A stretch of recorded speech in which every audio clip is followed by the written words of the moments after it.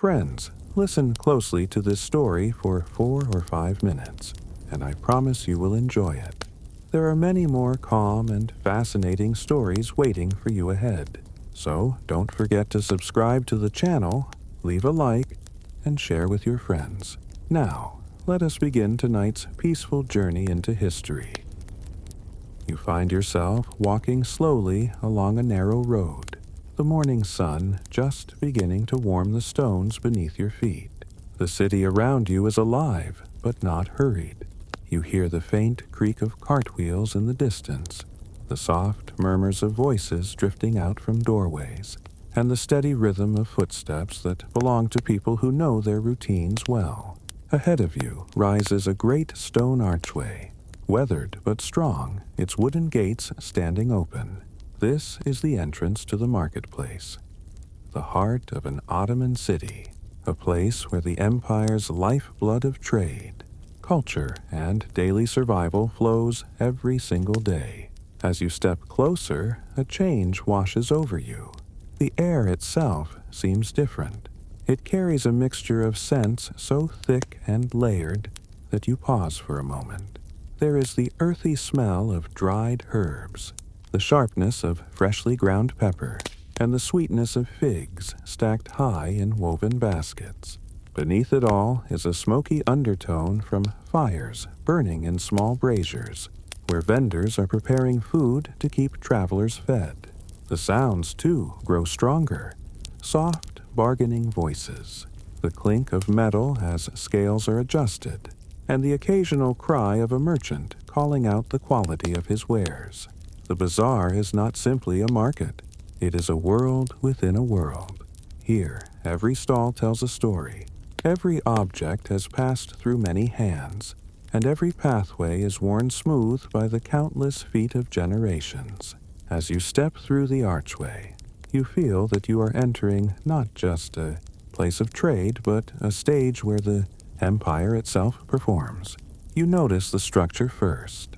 Long, covered lanes stretch outward, lined with arched ceilings that shield visitors from sun and rain. Sunlight streams through narrow slits above, falling in golden patches on the stone floor. The shadows make the colors of the marketplace appear even more vivid. Carpets woven with deep reds and blues hang like banners, their patterns winding in endless knots. Brass lamps catch the sunlight and gleam with a soft glow, as if already lit from within. To your left, a group of merchants gather around a stall where bolts of cloth are displayed. They run their fingers over smooth silk, feeling the richness of its texture, while the merchant watches with a calm smile, confident in the value of his goods. You can almost feel the coolness of the fabric under your own fingertips. A little farther, a young boy hurries past carrying a tray of small porcelain cups, careful not to spill. The cups themselves are painted with tiny blue flowers, their glaze shining brightly even in the dim light. You realize that this single tray may have traveled hundreds of miles, carried by caravans across deserts, or by ships over restless seas, to finally rest here in his hands. The crowd moves slowly, unhurried, as though time bends differently within these walls. A pair of travelers in long robes stand quietly at a spice stall, inhaling the aroma of cinnamon sticks stacked neatly like firewood. Their faces carry the weary marks of a long journey, but here they seem revived, almost enchanted. You too find yourself slowing down, drawn not only to the goods on display, but to the rhythm of the place itself. The bazaar seems to breathe around you. Inhale as people enter. Exhale as they depart, carrying bread, cloth, or jars of oil. What surprises you most is the order beneath the noise. It may seem chaotic at first. Voices overlapping, footsteps echoing, colors blending, but there is a harmony woven into it. The merchants know their places, their stalls arranged carefully by trade. Spices do not spill into the fabric section, and goldsmiths remain apart from the fruit sellers. This structure is not by chance. It has been shaped by generations, by guilds and rules that you will come to understand later. For now, you simply notice how easily people move, how naturally the lines of trade flow. As you walk deeper, you pass under another arch, where two guards stand quietly. They are not threatening, merely watchful. Their presence reminds you that the market is protected, that the goods inside are valuable not only to the merchants but to the city itself. The empire depends on this steady pulse of exchange. Grain to feed the hungry, cloth to clothe the poor, jewels to decorate the wealthy, and taxes to support the state. Without the bazaar, the rhythm of life would falter. Your senses continue to sharpen. A baker pulls flatbread from a clay oven, the crust steaming and golden, its scent wrapping around you like comfort. A coppersmith hammers gently at a pot, each strike ringing clear like a bell. A storyteller, seated cross-legged on a mat, leans toward a small circle of listeners, his voice low and steady, pulling them into a tale of heroes and kings. In this place, trade and story, food and faith, survival and beauty, all weave together without separation. You realize that the bazaar is more than walls and stalls. It is a mirror of the empire itself, reflecting its diversity, its order, and its restless movement. People of many backgrounds mingle here. You hear Turkish spoken, but also Greek, Armenian, Arabic, and sometimes even Italian. Each language carries its own music, yet in the bazaar they all blend, becoming part of the same song. The deeper you go, the more you feel a calm curiosity rising within you. Every turn of the lane reveals something new. A stack of dates as tall as your chest, a necklace that glitters faintly in the half-light, a vendor stirring a pot of honey-sweetened sherbet. Yet nothing feels rushed. No one hurries you. Instead, the marketplace seems to invite you to slow down, to drift gently from one wonder to the next. By the time you pause to rest, leaning lightly against a stone pillar, you feel the weight of centuries pressing softly around you, the voices of countless traders before you, the footsteps of countless buyers, and the unbroken chain of exchange all seem present in the air. The bazaar is alive not only in this moment, but in memory. You breathe in deeply and let yourself sink into that feeling.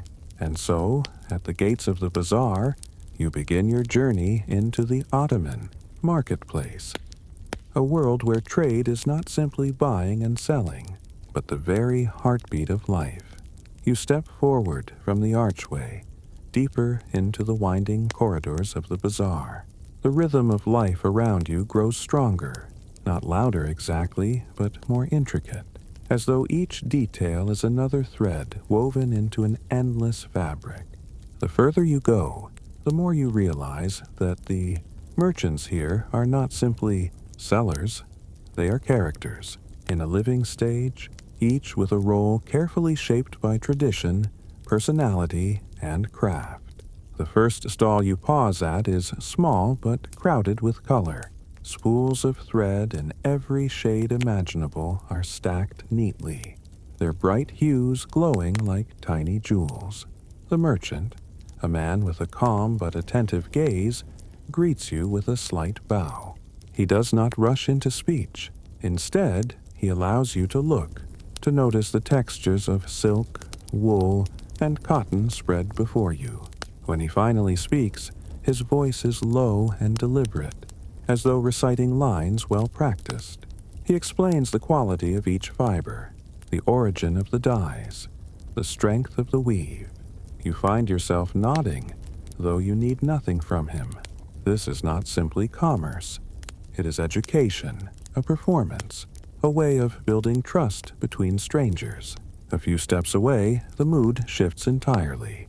A spice merchant stands behind a broad wooden table laden with jars and bowls. His hands move constantly, stirring powders, lifting lids, holding out pinches of fragrant mixtures for passers-by to smell. Unlike the weaver, this man is lively, his voice carrying above the noise with a playful tone. He tells a young traveler that a touch of saffron will brighten her rice, that cinnamon can warm a weary body, that pepper sharpens the mind.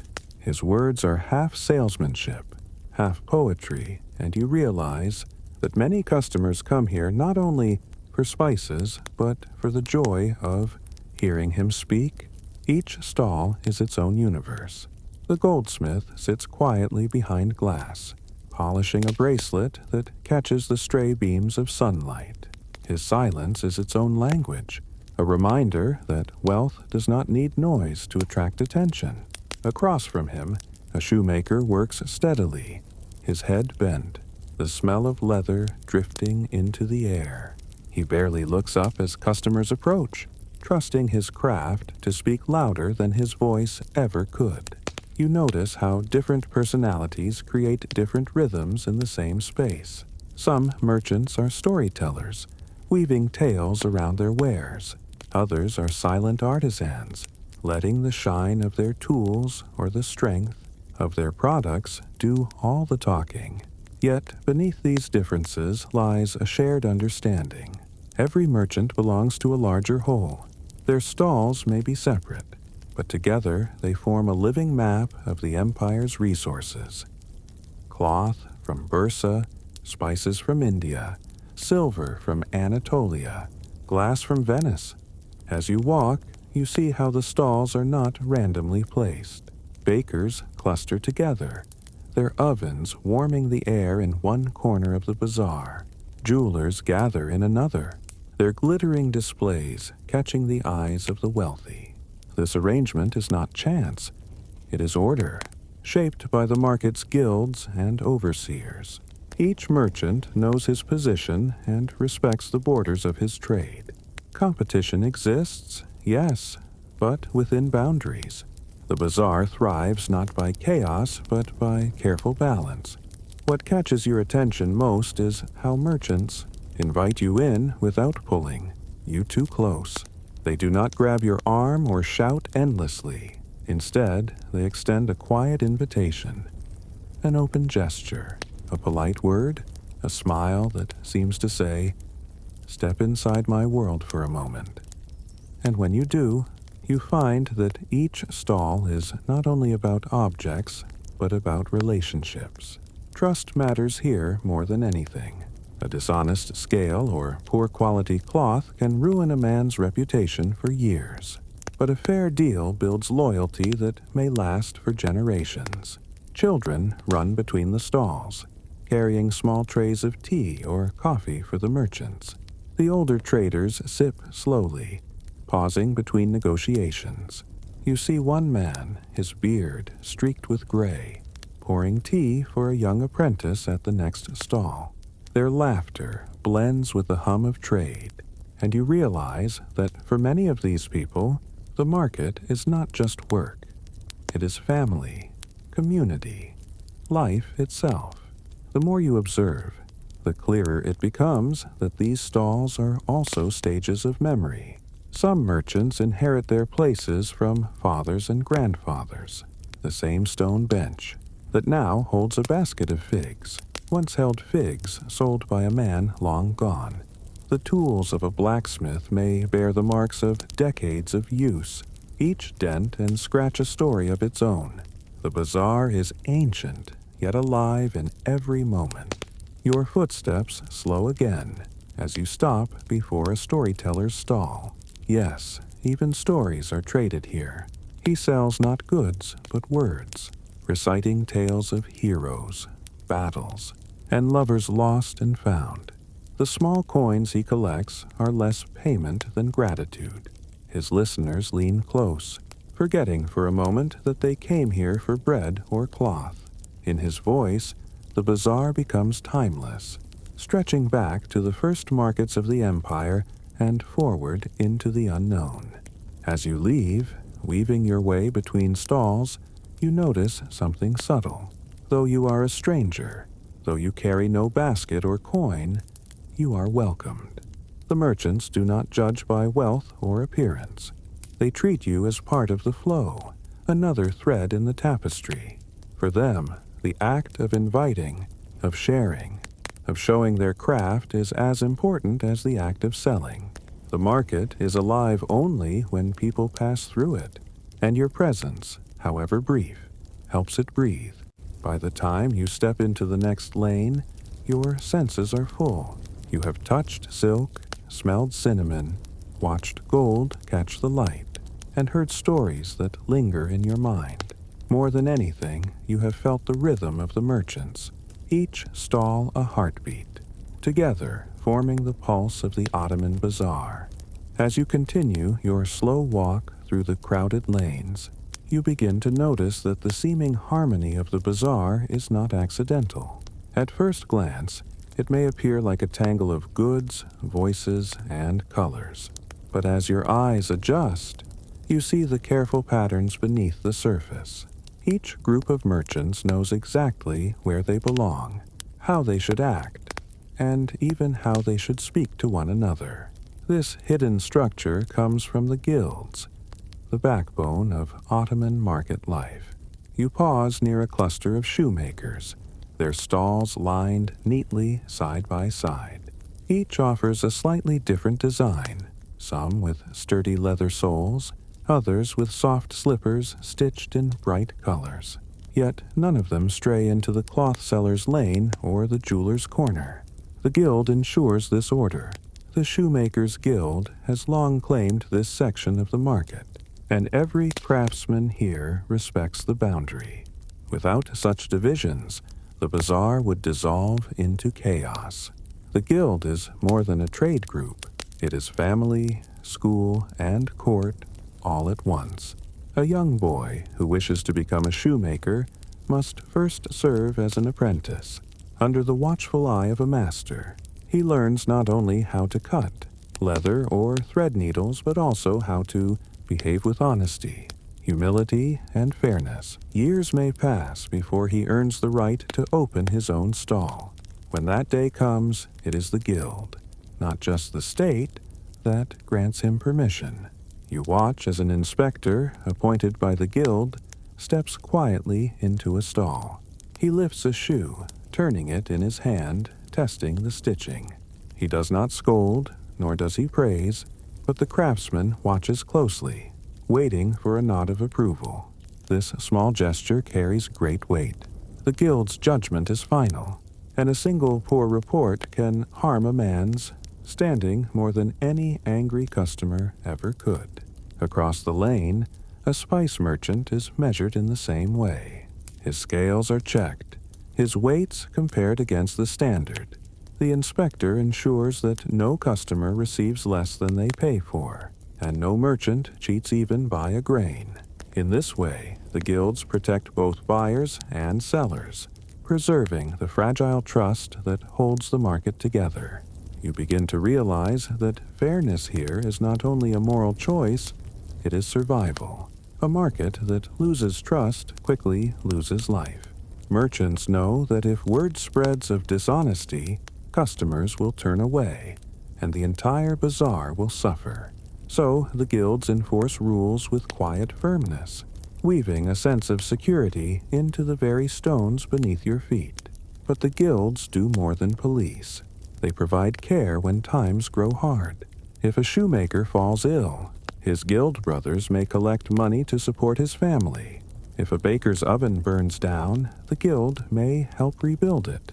In times of festival, it is the guilds that organize parades and decorations, reminding everyone that their work is not only for survival, but also for pride and honor.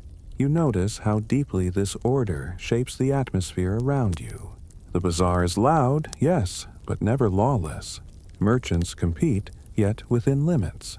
Voices rise, but rarely into anger. It is as though the invisible hand of the guild rests gently on every shoulder, reminding each person of their place and duty. As you walk further, you overhear a conversation between two men at a coffee stall. They speak not only of trade, but of rules. Who may sell what? Which guild has gained new members? whose apprentice has just earned the title of master. The guilds, it seems, are woven into everyday speech, as natural to discuss as the weather or the price of bread. The longer you remain in this world, the more you sense its delicate balance. Without the guilds, the bazaar would be nothing more than noise and dust. With them, it becomes a living organism, every part working with the others, every hand guided by a quiet but firm tradition. By the time you reach the far end of the lane, you carry with you not a bag of goods, but an understanding that the Ottoman marketplace survives not only on trade, but on trust, and that trust is carefully guarded by the guilds who shape its heartbeat.